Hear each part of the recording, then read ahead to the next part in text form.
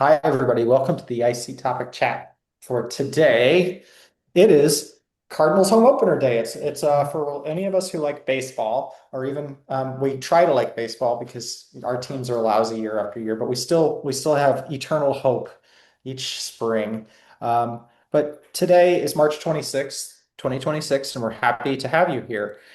We have a guest host today, Emma Alston, and she has really taken on and done. It's been fun to watch her career grow and develop, and she's going to share some more about how that worked. But one thing that you all should know is she's the Independent Consulting Topical Interest Group, or we call it the ICTIG chair-elect. So she's also in a leadership role. So we appreciate her for all the work that she puts in to our organization.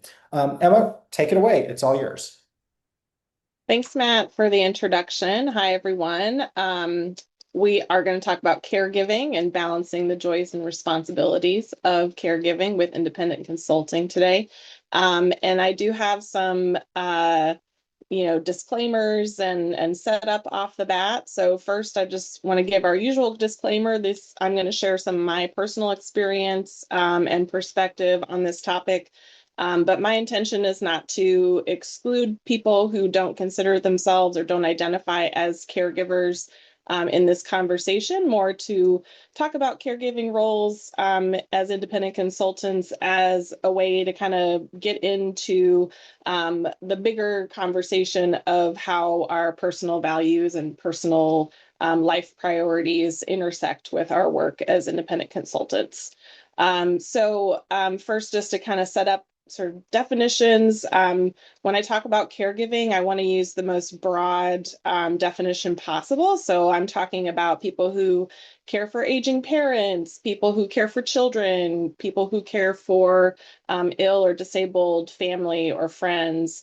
I even want to include caring for the self, especially in the context of neurodivergence, disability, or chronic illness, as we'll discuss. And I think this could even extend to caring and caregiving for your community. So thinking about the ways in which you might hold space or identify with your role as a community caregiver.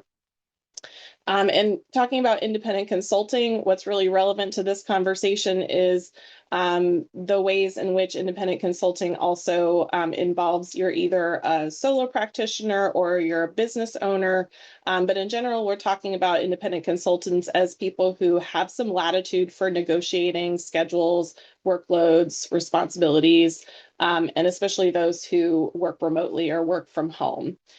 So we're going to go a little bit into my story, sort of why this topic felt relevant to me. And I'm not taking credit for the topic today. It was somebody in the chat on a previous IC topic chats when we talked about reasons why you might become an independent consultant. And there was a little thread in the chat about caregiving as sort of, hey, I got into this because I had caregiving responsibilities and this is what worked for me.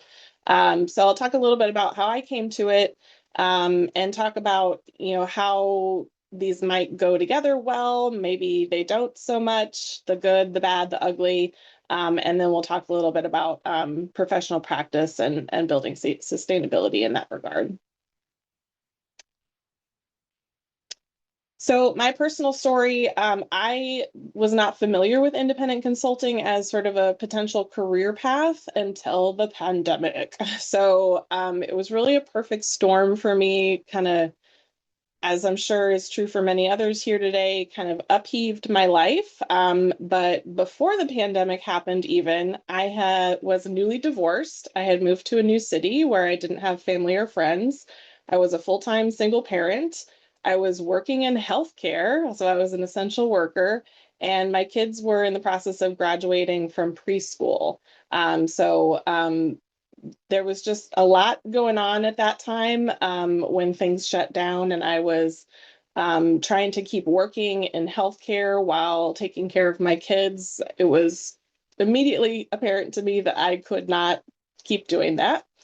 Lost a lot of my resources at the time, like my babysitter that I had before the pandemic wasn't available anymore after things shut down and a lot changed. And And obviously travel became difficult. So having a family member maybe travel to help me out wasn't possible anymore. So I left my job and was looking for something that would allow me to work from home. I had a child that was transitioning into public school at the time, but they were doing virtual only. So I had a kid at home and one kid who was still going to preschool in person. I ended up getting a remote job working on a research grant, and through that job, got to know the external evaluation firm on that grant, and ultimately was poached by the evaluation firm when that project wrapped up. And that's how I got into consulting work in general as an evaluator. But I, over the next few years, worked for a couple of small evaluation firms and got to experience unlimited PTO, flexible and remote work schedules, lots of autonomy, lots of independence. And it was such a breath of fresh air to me as a single parent, navigating everything we were all navigating at that time. But I did, after a few years, experience some instability. I was laid off twice in 2023 and 2024. And that really had me thinking about going back to a W-2 position. But after kind of looking at the job market and getting an offer and reading more about the benefits that they were offering, I just couldn't go back. I couldn't go from unlimited PTO to 10 accrued days a year. I couldn't make that change. I couldn't go back to having lots of inflexible travel requirements, et cetera. And so that's when I decided to go full time as an independent consultant under my own practice in 2024. I also am bringing some other experiences to this conversation today, which is part of why I wanted to keep the topic really broad. In 2026 or 2016, so several years before all this, I left my full-time job to take care of my mom out of state at the end of her life. And I did that for 3 years, going back and forth from my home state to her state, and eventually sort of thought about going back to work, and that's when I got back into healthcare. I also am somebody who has ADHD, and I also was diagnosed a few years ago with an autoimmune disease. So I consider myself as someone who navigates a lot of self-caregiving along those lines as well. So, question is, some people might think of caregiving and independent consulting as sort of this perfect match. I'm not sure that that's true. It's not perfect for sure. But a lot of people are drawn to independent consulting when they are juggling this role because of the flexibility with your time, the workload adjustability, so being able to scale your workload up and down, and as well as just autonomy in general over your professional commitments. So deciding which contracts to sign, which clients, which projects to go after as you see fit. So really seeing it as an opportunity to move towards autonomy in your professional practice and away from inflexibility of a lot of traditional workplace structures. So the key framing here is independent consulting can be a mechanism for redesigning your professional life around the realities of caregiving responsibilities.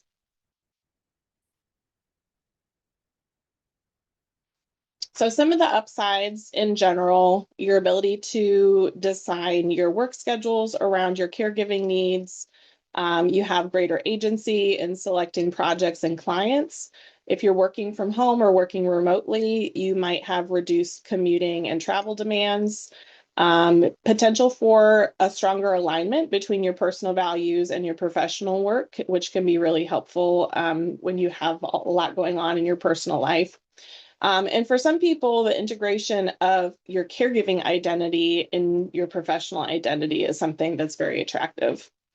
Um, Personal upsides for me, I was able to relocate my family when I needed, as well as take time off to do it. I just moved my family over the summer, and I was able to kind of clear my schedule of projects to get my house ready to sell and get everybody moved and settled. I'm able to do school pickups and drop-offs. I'm able to attend school events. Today I went this morning and I'll go again this afternoon for Music in Schools Week, I think is what it's called, where I got to sit in on my kids' music classes at school. I also have a real estate investing business with my husband, and so I'm able to take calls and check on project sites when I need to for that side of our business. I can schedule doctor's appointments and do other self-care for my own health needs. And I also know that I can always take time off for family emergencies. But also I can take time off for family adventures and vacations. So we do a lot of camping in the warmer months and a little bit of travel and seeing my family out of state, those types of things. And I know I can do that. I can set that as a priority and I don't have to ask permission to take that time off. Personally, I also really enjoy the opportunity to bring my personal identity into my professional life. It just helps me feel more authentic as a professional. I can give myself freely to all areas of my life without having to set up strict boundaries or sort of artificially divide who I am as a mom or a caregiver and who I am professionally. And moms and parents on the call might know like it's hard to turn off your mom brain. So when you have a big part of your brain that's taken up by those responsibilities, like knowing that you have permission to take that with you into your professional life is pretty liberating, I think. Some of the downsides, financial considerations, and some of this was covered in our previous conversation about sort of the pros and cons, why you might want to become an Just want to independent check. consultant. I've lost your audio, Emma. Is everybody else okay? It's I I just still me. hear her. I hear Emma. Okay. Yeah. Sorry, you're missing it, Matt. You'll have to watch the video. So financial considerations, obviously income variability, the need to self-manage your benefits and other long-term planning. It can be challenging to balance things during periods of intense caregiving. So just always negotiating the time that you have available for different responsibilities. Also, the need for maybe succession or contingency planning if you are a solo practitioner. I know that's been a topic recently with planning for parental leave and things like that. Some folks on the call today are deep in that space of making those plans. Boundary complexity can be a real issue. I said, I kind of am attracted to being able to blur the lines between things, but that also can be problematic. And it's hard to maintain consistent routines and, keep healthy boundaries between parts of our lives and our time as well. Professional opportunity costs potentially. So you might have reduced availability for networking events or travel, or you can't attend a meeting at a certain time, might limit your availability for certain opportunities. And the emotional and cognitive load as well is something to think about. Again, just managing those competing responsibilities, maintaining and managing boundaries. You might be struggling with decision fatigue in those areas or having guilt in multiple directions. So feeling like you're juggling kind of two things that you really want to give all of yourself to and feeling guilt about both of those things. One of the takeaways I think when thinking about the downside is in terms of flexibility with your time. I really I don't time track and I don't talk to my clients about when my work hours are. That's one of the things that helps me manage these demands is my clients don't need to know that I'm working on their project at 10 o'clock after my kids go to bed. And I try not to email people at weird hours. I just don't even want to have a conversation about that. And I like knowing that I can figure out when and how to get my work done, and I don't have to be accountable to somebody else about what that looks like for me in my life. So the reality is there's a little bit of ambivalence in this, the relationship between the two. There's a lot of tension and constant negotiation. So it's helpful to think about these two things as constantly evolving, the relationship between, and the solutions and strategies that you might use are not fixed. They're something that need to evolve with your professional life and your personal life, caregiving responsibilities throughout your life. So, strategies that you might use or things you might think of to try to strike that balance, thinking about your work portfolio design. So, if you're taking on short term or long term contracts, how much time, how frequently do you need to check in on that project? Structuring timelines for your project intentionally and avoiding overcommitment during times when you know that you're going to have a lot of caregiving responsibilities. So like that might mean in the summertime you don't have as much childcare as a parent. So not taking on big projects with lots of tasks in the summer months. You might also think about time blocking or working your calendar and if you use like a calendar booking service, like I use Calendly, and I have that set up so that I have blocks at certain times when I'm doing school pickup and drop off, so that I don't need to worry about clients requesting meetings during those times when I know I'm not going to be available. Um, Financial resilience, so building in buffers financially, having some operating costs set aside, maybe diversifying your income stream. So for me, that means I'm doing the real estate stuff on the side, and that gives me some more stability financially in terms of how I manage my consulting practice. Also, professional support systems. So, thinking about collaborative partnerships, referral networks, subcontracting arrangements that help you have that flexibility and balance that load. And also just thinking about your the cognitive and emotional aspect and the sustainability of that. So it might be helpful to reframe caregiving as legitimate labor. It's unpaid labor, but it does have value, and thinking of it as another work role in your life. And as caregivers, we need to protect our own health and time for recovery and self-care. And it's helpful to think about how you're framing expectations about productivity if you're juggling those two as well.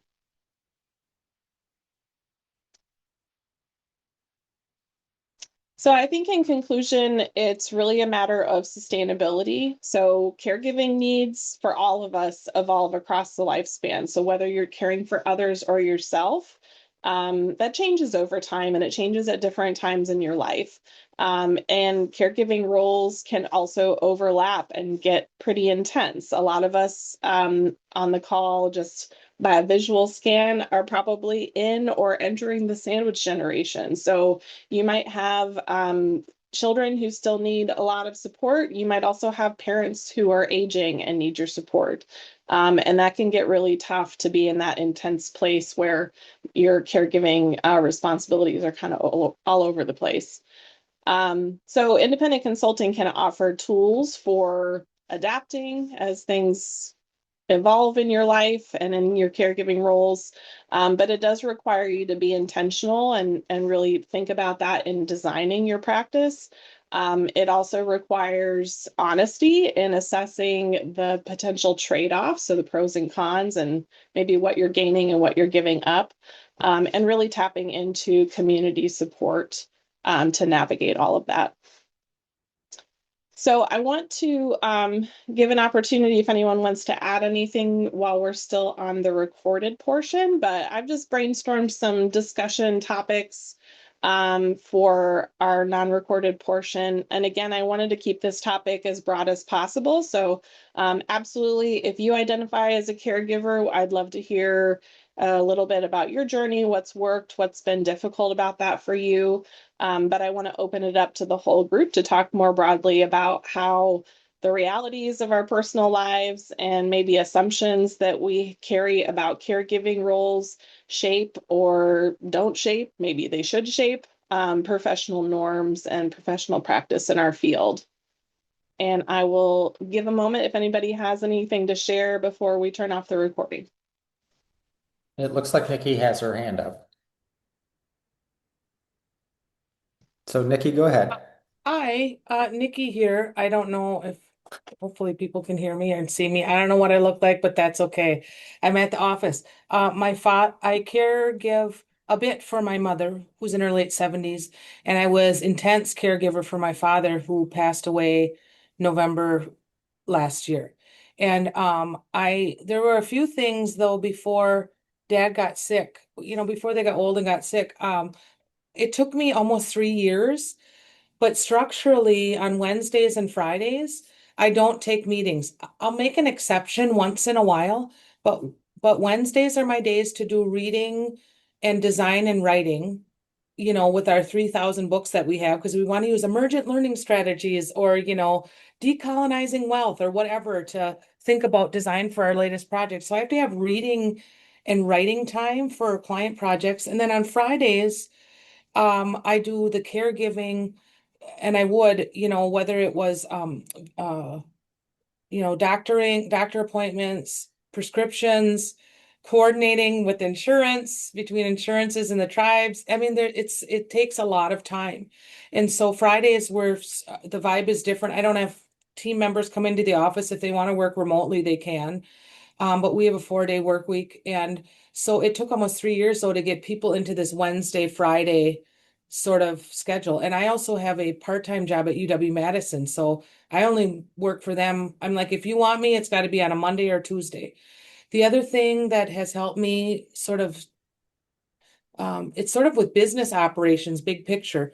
I know that at the end of the month and the first week of the month, we have to pull all of our reports together with our team. We have consultants that we use. There's probably 15 to 20 people that are working on different projects. So that time frame, I know I have to do my monthlies and invoice my clients. So I try to keep that light. I also try to have our internal team meetings the second or third week of the month and not meet with the clients until the fourth or fifth week of the month.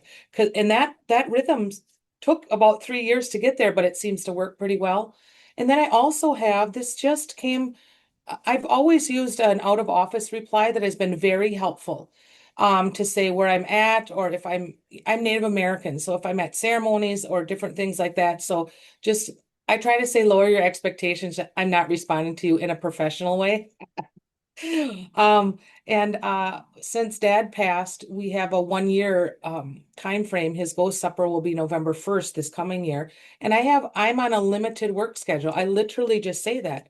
And before he passed, it said I'm caregiving. I'm caregiving, period. And if, I've had a lot of people say to me, I've changed my out of office reply. I've even had the executive director of a nonprofit, like within the last week, turning in her saying, I wanted to share this with you.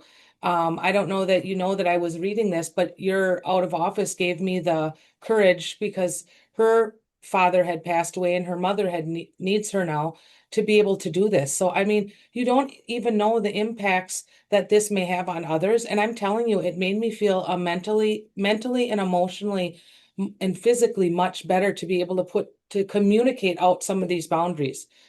I've worked hard for 30 years, and if people can't figure out that life happens, then, that's their problem because these are my values and ethics. And maybe it took to be almost 55 to not care, but that's where I'm at. I appreciate this presentation so much. And you have to have time to grieve and rest and read the books or garden or cry or do the things that you need to do, visit graves. So just take care of yourself, right? That's important. And I think thank you, Matt. Again, you always have the bomb diggity topics, like we have to normalize this, we're not workaholics. We shouldn't be that. We need to not be over functioning due to whatever reason. We need to have balance in our life. So thank you for letting me share. Thanks, Nikki. And I just shared a link that I talk a lot about some of these topics on why you want to be an independent consultant. And I have my 10 and a half reasons listed in the YouTube link I just shared, which a lot of that you'll see is a lot of these same things we're talking about today. For me, the why was, well, it became, I didn't know I was walking into this, but it became the flexibility to travel to see my father who was ailing and passed away in 2021 and be able to, in fact, if you've been with us for the IC topic chats since 2020, you'll see I was in the ICU with my mom last year in February, and doing the marketing presentation, which is pretty hilarious, but I did it. And I'm committed to this group, but I also love the flexibility of Zoom and the ability to do this. And I'm going to keep doing it. And if you guys think it's distracting to you, let me know. But I think for the most part, I love being able to connect with you guys in whatever way, and the ability to just take the job on the road. And that's one of the things I love about independent consulting. And so I can be there in different ways for different people. Or last week when I wanted to just be in El Paso. It was great. I wasn't caregiving. I was doing it for fun. So, all right. I'm sorry, Emma. I went off on my own rabbit hole like I certainly do. And Nikki, you're right. We have wonderful, I don't know what you said, very funny phrase about how great our presenters are, but it's not because I come up with the great ideas. It's because the group does. And I just get to help curate this approach and find smart people and give them a microphone and an audience. Any last thoughts, Emma? That's it. I'd love to go off record and hear some more from folks. Oh, Heidi raised her hand. Did you want to share something with the, do you want to put it on the video or do you want to wait, Heidi? Oh, I can throw it on the video. Just a last thought here that I like to say. I mean, I've been like my 16 years work at home mom, independent consultant, and I like to say that it's the best and the worst of both worlds. Like, because of so many reasons that, Emma, like, I was like applauding with all of them. I was like, yes. But also, like, you never leave the office, right? Like you never leave your house and you never leave the office. And it's important to remember that that is draining. Like that is draining, and like yes, boundaries and taking care of yourself, like Nikki was saying, is amazing. Anyways, we can end the recording. Sorry. Thanks, Ivy. Well, great. I'm gonna do a wrap up real quick and just say next week join us for the IC topic chat on setting your fees, a very popular topic. Either you can do it live, which is a great way to engage with people and ask questions and have that back and forth, or watch it online, which we do have. That's probably the most frequently watched video each year. So I'm happy to have you guys all here, and thank you again to Emma. We will thank her again after the video stops, but I want to thank her publicly and on the YouTube video for contributing to this community, contributing as the IC TIG chair-elect, and presenting today. And she's done this a couple of times, so we're very happy to have her present whenever she'd like. All right, everybody who's out there in YouTube land, we'll see you later. Everybody who's live, stick around.